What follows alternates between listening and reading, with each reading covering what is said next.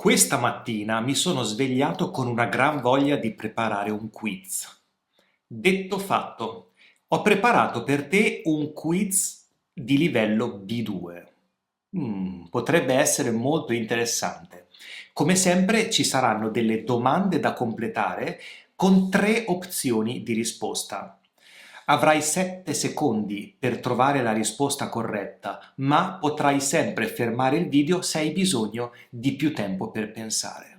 Se i miei quiz e i miei video ti piacciono e ti sono utili per migliorare il tuo italiano, puoi sempre lasciare un mi piace, condividere questo video con chi vuoi e iscriverti al canale cliccando sulla campanella, così non perderai neanche un video di Vaporetto Italiano. Cominciamo subito con la prima frase da completare. Il vetro della tua macchina è rotto, ma io A. Non c'entro, B. Non c'entro o C. Ci tengo. Hai 7 secondi per rispondere.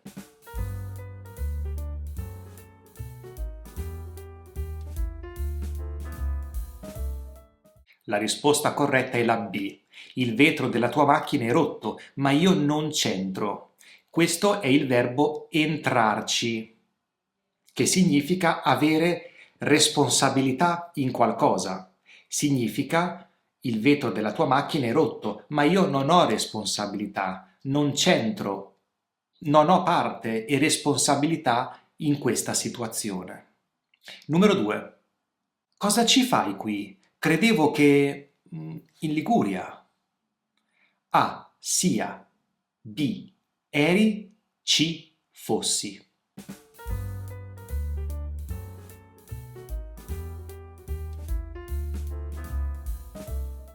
Qui parliamo di concordanza del congiuntivo. La risposta corretta è fossi. Credevo che fossi in Liguria. Abbiamo il verbo credere, che richiede il congiuntivo. Il verbo credere è all'imperfetto. E quindi anche il verbo della frase dipendente sarà al congiuntivo imperfetto, perché qui parliamo di contemporaneità. Credevo che tu fossi in Liguria. Il verbo della principale è all'imperfetto e il verbo della dipendente è al congiuntivo imperfetto. Numero 3. Sono d'accordo con te. Qualunque cosa tu A. dici, B. dica, C. dicessi.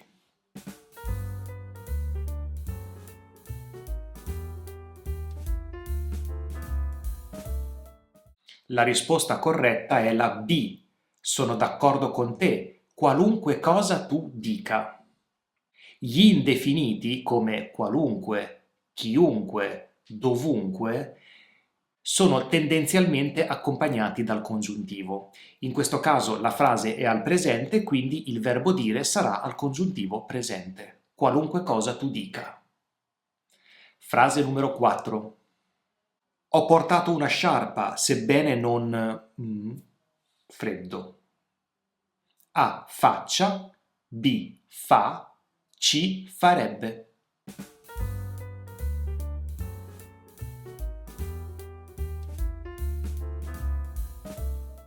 La risposta corretta è ho portato una sciarpa, sebbene non faccia freddo. Sebbene è una congiunzione concessiva e fa parte delle congiunzioni che richiedono il congiuntivo. In questo caso la frase è al presente, quindi anche il verbo sarà al congiuntivo presente, sebbene non faccia freddo. Continuiamo. Se le persone più civili, i parchi più puliti. Qui dovrai inserire 2 verbi. A. Fossero, sarebbero. B. Sarebbero, fossero. O C. Siano, sarebbero. 7 secondi.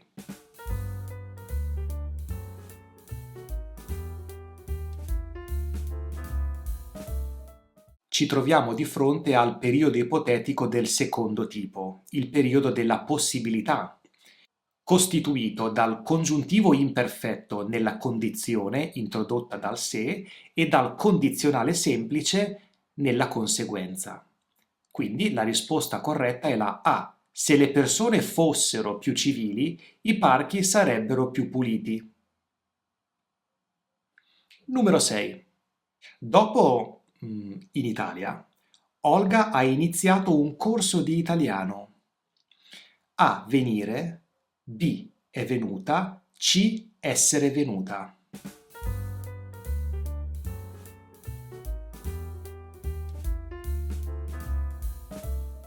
La risposta corretta è la C. Dopo essere venuta in Italia, Olga ha iniziato un corso di italiano. Qui parliamo di un'azione che è successa prima di un'altra azione. E dopo, in questo caso, è seguito dall'infinito passato. Dopo essere venuta in Italia, Olga ha iniziato un corso di italiano. Ma farò un video anche su questo. Frase numero 7. Leo si è laureato. Ero sicuro che A. Ce la farebbe. B. Ce la farà. C. Ce l'avrebbe fatta. Abbiamo il verbo farcela qui. 7 secondi.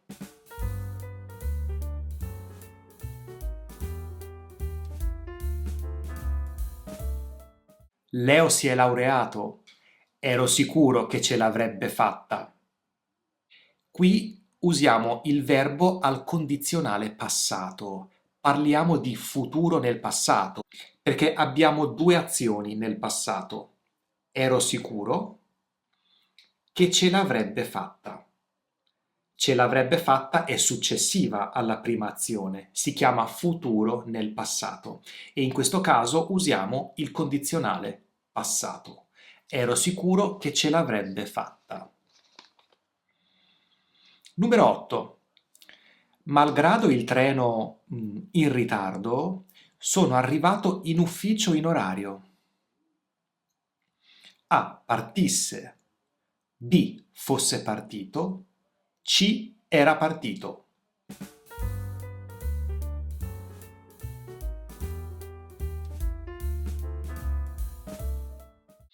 Anche qui parliamo di concordanza del congiuntivo. Abbiamo la congiunzione malgrado che richiede il congiuntivo, ma congiuntivo imperfetto, partisse, o congiuntivo trapassato, fosse partito?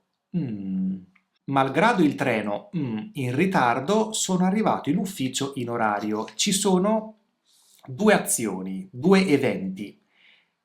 Il treno che è partito e io che sono arrivato in ufficio. Ma queste due azioni non sono contemporanee. Abbiamo un'azione nel passato, sono arrivato in ufficio, e un'azione che è avvenuta prima. Quindi si usa il congiuntivo trapassato. Congiuntivo perché malgrado richiede il congiuntivo e trapassato perché è un'azione prima di un'altra azione nel passato. Malgrado il treno fosse partito in ritardo, sono arrivato in ufficio in orario. Numero 9. Se i biglietti dal sito, la coda. Anche qui abbiamo un periodo ipotetico con due verbi da inserire. A. Avremmo comprato, salteremmo. B. Comprassimo, avremmo saltato. O C. Avessimo comprato, avremmo saltato. 7 secondi per te.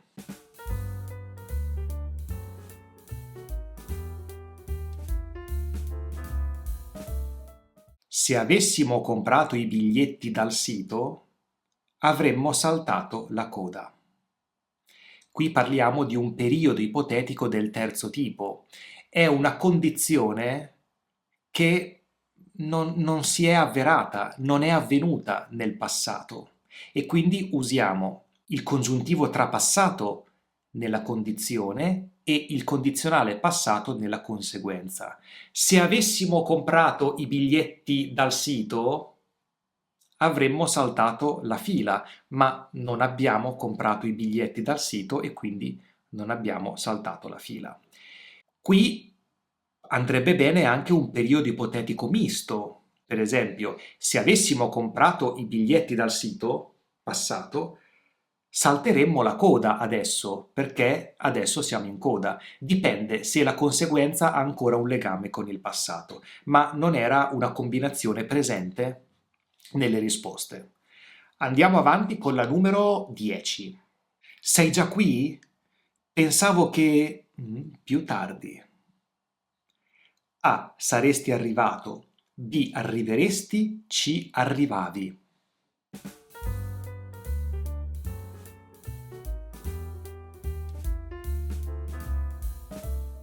Sei già qui?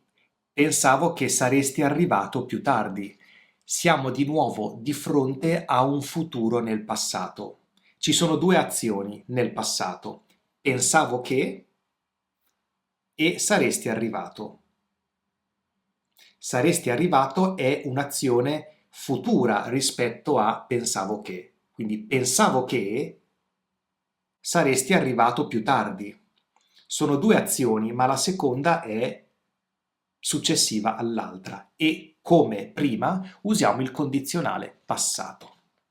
Questa è una regola abbastanza avanzata e quindi non ti preoccupare se fai questo errore perché presto farò un video per spiegartela nei minimi dettagli. Frase numero 11. Ho bisogno di un'auto che... poco.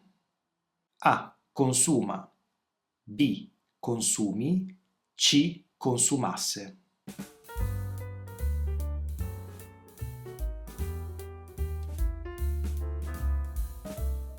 Ho bisogno di un'auto che consumi poco.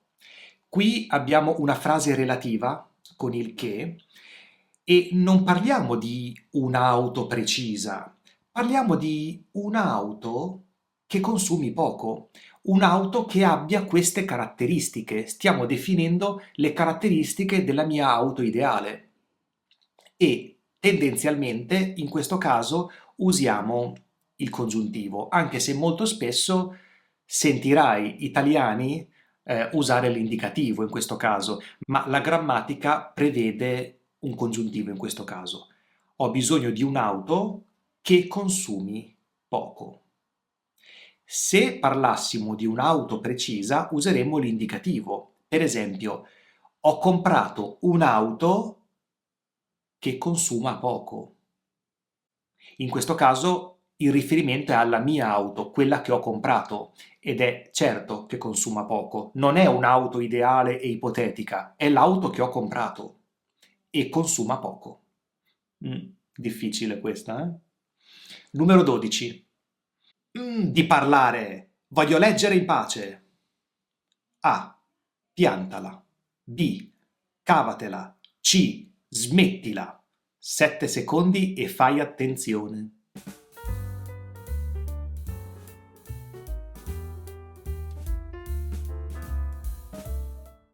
Hai un po' di indecisione qui? Forse sei indeciso o indecisa tra la A e la C? Mm? Qual è quella corretta? O forse sono corrette entrambe? Ebbene sì. Qui abbiamo due verbi pronominali che in questo caso hanno lo stesso significato. Piantala di parlare o smettila di parlare, voglio leggere in pace. Potremmo dire anche finiscila di parlare, voglio leggere in pace. Numero 13. Stavo scherzando, sempre. A. Te la sbrighi. B. Te ne freghi. C. Te la prendi. Abbiamo ancora dei verbi pronominali.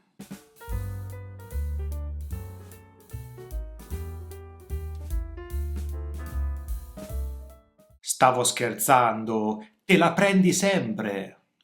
La risposta corretta è la C e il verbo è prendersela, che significa offendersi, essere risentito o risentita per qualcosa. Quindi te la prendi sempre, ti offendi sempre. Ultima, numero 14.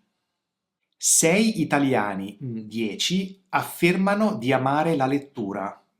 È un dato inventato, eh? Qui concentriamoci sulla preposizione corretta. A, di, B, su o C, da. Di, su, da, 7 secondi.